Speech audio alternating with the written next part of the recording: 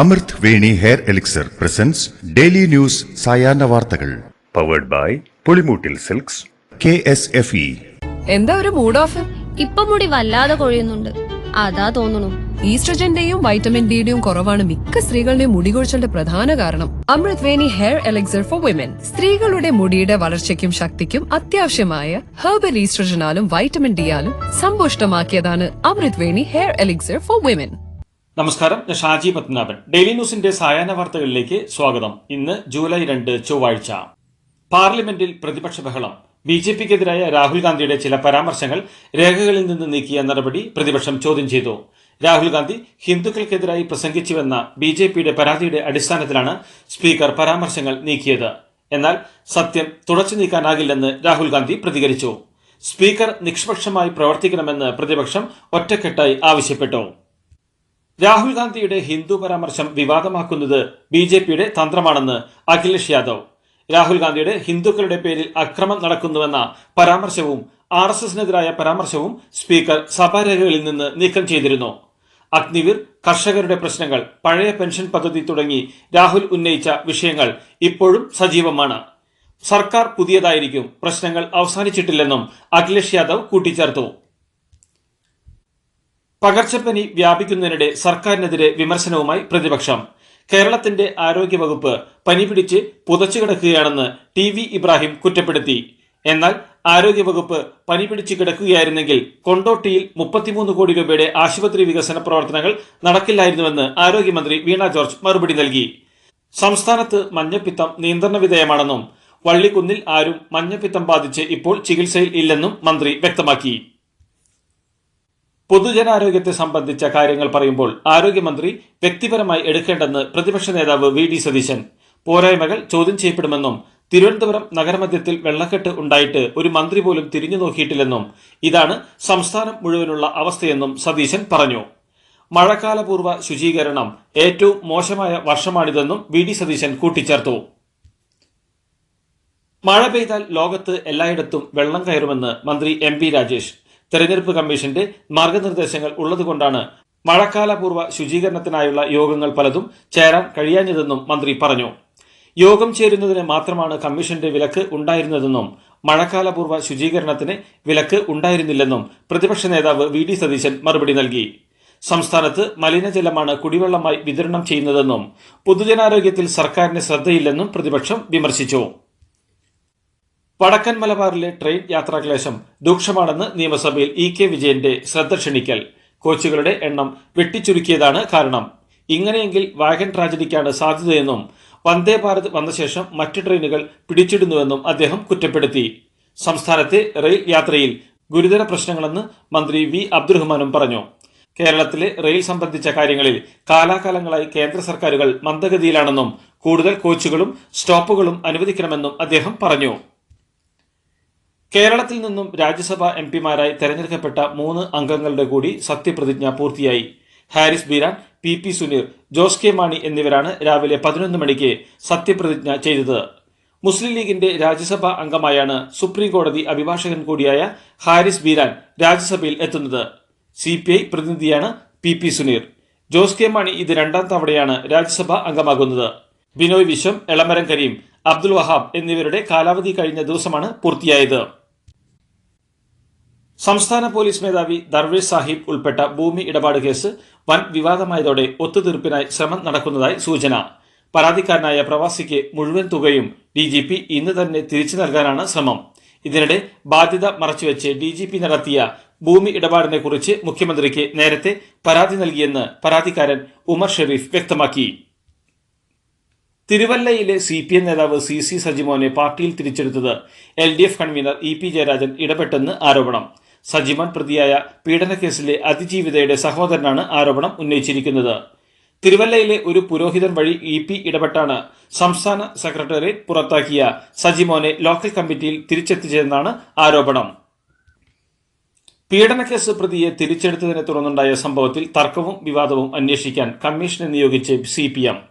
CC സജിമോനെ പാർട്ടിയിൽ തിരിച്ചെടുത്തതും തുടർന്നുള്ള തർക്കവും സംസ്ഥാന നേതൃത്വത്തിന്റെ നിർദ്ദേശപ്രകാരം 3 അംഗ കമ്മീഷൻ അന്വേഷിക്കും. EP ജയരാജൻ ഇടപെട്ടാണ് പുറത്താക്കൽ നടപടി റദ്ദാക്കിയെന്ന ആരോപണം ഉയർന്നതിന് പിന്നാലെയാണ് അന്വേഷണ കമ്മീഷനെ നിയോഗിച്ചത്.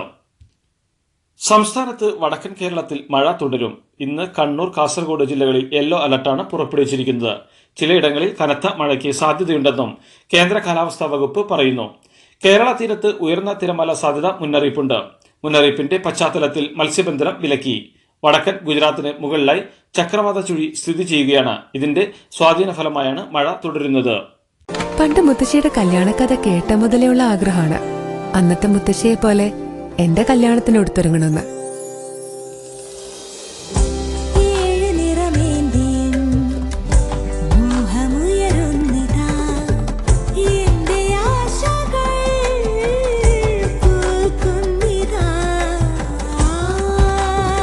ചില ബന്ധങ്ങൾ തുടർന്നുകൊണ്ടേയിരിക്കും. Celebrating 100 years of Pulimoottil silks. പാലക്കാട്ടെ സ്ഥാനാർത്ഥിത്വം പാർട്ടിയാണ് തീരുമാനിക്കുകയെന്ന് ഡിവൈഎഫ്ഐ സംസ്ഥാന പ്രസിഡന്റ് വി വസീഫ്. സംഘടനാ പരിപാടികൾക്കാണ് പാലക്കാടെത്തിയത്. താൻ സ്ഥാനാർത്ഥിയാകുമെന്നത് അഭ്യൂഹം മാത്രമാണെന്നും വി വസീഫ് പറഞ്ഞു. പാലക്കാട് മാധ്യമപ്രവർത്തകരോട് സംസാരിക്കുകയായിരുന്നു വി വസീഫ്. AKG സെന്റർ ആക്രമണ കേസിൽ ഒളിവിലായിരുന്ന രണ്ടാം പ്രതി പിടിയിൽ. കേസിലെ മുഖ്യ ആസൂത്രകനായ സുഹൈൽ ഷാജഹാനെ ഡൽഹി വിമാനത്താവളത്തിൽ വെച്ചാണ് പിടികൂടിയത്. സുഹൈൽ KPCC അധ്യക്ഷൻ K സുധാകരന്റെ അടുത്ത അനുയായിയാണെന്നാണ് വിവരം. AKG സെന്റർ ആക്രമണ കേസിൽ 2 പേരെയായിരുന്നു അറസ്റ്റ് ചെയ്തത്. ബോംബെറിഞ്ഞ ജിതിൻ, ഇയാൾക്ക് സഹായമൊരുക്കിയ T നവ്യ എന്നിവരെയായിരുന്നു നേരത്തെ അറസ്റ്റ് ചെയ്തത്.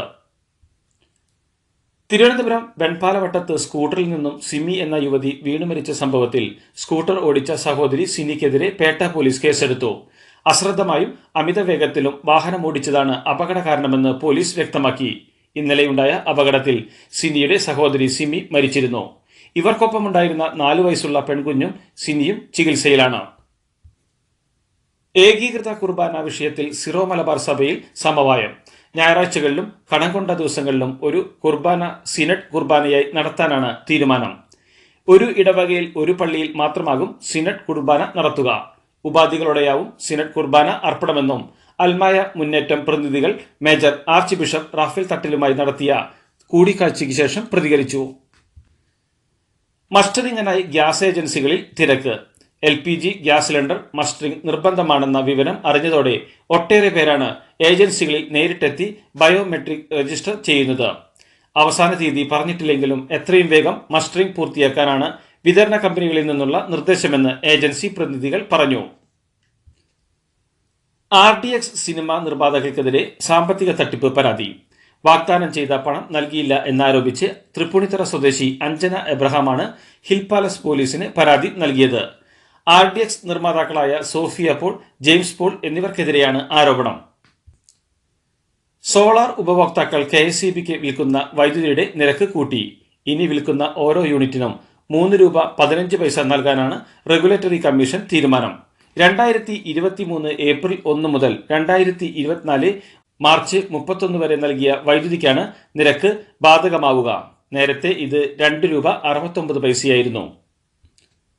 കൊയിലാണ്ടി ഗുരുദേവ കോളേജ് സംഘർഷവുമായി ബന്ധപ്പെട്ട് കൂടുതൽ വെളിപ്പെടുത്തലുമായി പ്രിൻസിപ്പൽ. കോളേജിന് പുറത്തുനിന്ന് എത്തിയ ഒരു സംഘം SFI പ്രവർത്തകർ എന്ന് പറഞ്ഞാണ് തന്നെ മർദ്ദിച്ചതെന്നും കൈപിടിച്ച് തിരിക്കുകയും മുഖത്തടിക്കുകയും പുറത്ത് മർദ്ദിക്കുകയും ചെയ്തുവെന്നും പ്രിൻസിപ്പൽ പറഞ്ഞു. യാതൊരു പ്രകോപനവുമില്ലാതെയായിരുന്നു മർദ്ദനമെന്നും പ്രിൻസിപ്പൽ വിശദമാക്കി. കൊയിലാണ്ടി ഗുരുദേവ കോളേജ് പ്രിൻസിപ്പൽ വിദ്യാർത്ഥികളോട് മുമ്പും മോശമായി പെരുമാറിയിട്ടുണ്ടെന്ന് SFI area secretary Navtej.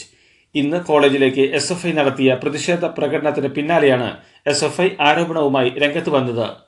പ്രിൻസിപ്പലിനെയും staff സെക്രട്ടറിയെയും ഒരു കാരണവശാലും ക്യാമ്പസിൽ കയറ്റില്ലെന്നും സമരം ശക്തമാക്കാനാണ് തീരുമാനമെന്നും പറഞ്ഞ SFI നേതാക്കൾ പ്രിൻസിപ്പലിനെതിരെ ഭീഷണിയും മുഴക്കി. ഇടുക്കിയിൽ ഭൂസംരക്ഷണ സേനയിലെ 7 ഉദ്യോഗസ്ഥരെ സ്ഥലം മാറ്റിയ കളക്ടറുടെ ഉത്തരവ് സ്റ്റേ ചെയ്ത് ഹൈക്കോടതി. ദേവികുളം, ഉടുമ്പൻചോല, പീരുമേട് തുടങ്ങിയ സ്ഥലങ്ങളിലെ ഉദ്യോഗസ്ഥരെയാണ് സ്ഥലം മാറ്റിയത്.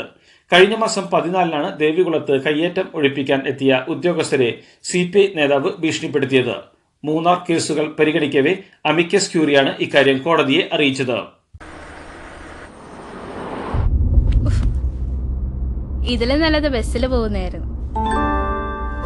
ഇന്നോവ ക്രിസ്റ്റ വരും. അതെ, 17 പേർക്കാണ് ഇന്നോവ ക്രിസ്റ്റ കിട്ടാൻ പോകുന്നത്. മെഗാ സമ്മാനമാണെങ്കിലോ പുതുപുത്തൻ ബെൻസ് കാറും, പിന്നെ ആദ്യ സീരീസിൽ 170 പേർക്ക് ഐഫോണും. ഇത്തവണ സമ്മാനങ്ങളുടെ നക്ഷത്ര തിളക്കവുമായി KSFE ഗാലക്സി ചിട്ടികൾ.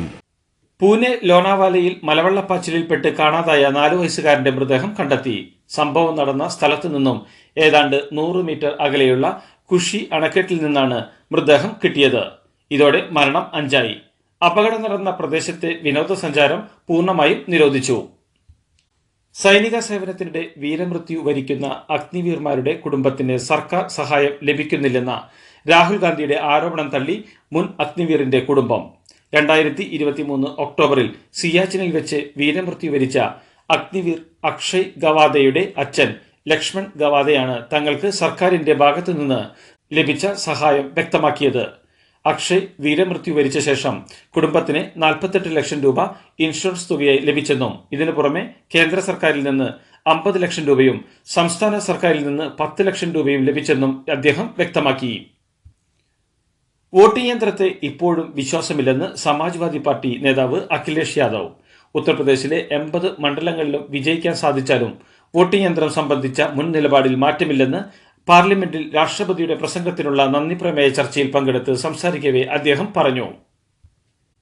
ചൈനയിൽ പരീക്ഷണത്തിനിടെ അബദ്ധത്തിൽ വിക്ഷേപിച്ച ബഹിരാകാശ റോക്കറ്റ് തകർന്നു വീണു. ഒരു സ്വകാര്യ ചൈനീസ് കമ്പനിയുടെ ഉടമസ്ഥതയിലുള്ള ടിയാൻ ലോങ് 3 എന്ന ബഹിരാകാശ റോക്കറ്റാണ് പൊട്ടിത്തെറിച്ച് കുന്നിൻ ചെരുവിലേക്ക് പതിച്ചത്. മധ്യ ചൈനയിലെ ഹെനാൻ പ്രവിശ്യയിലായിരുന്നു സംഭവം.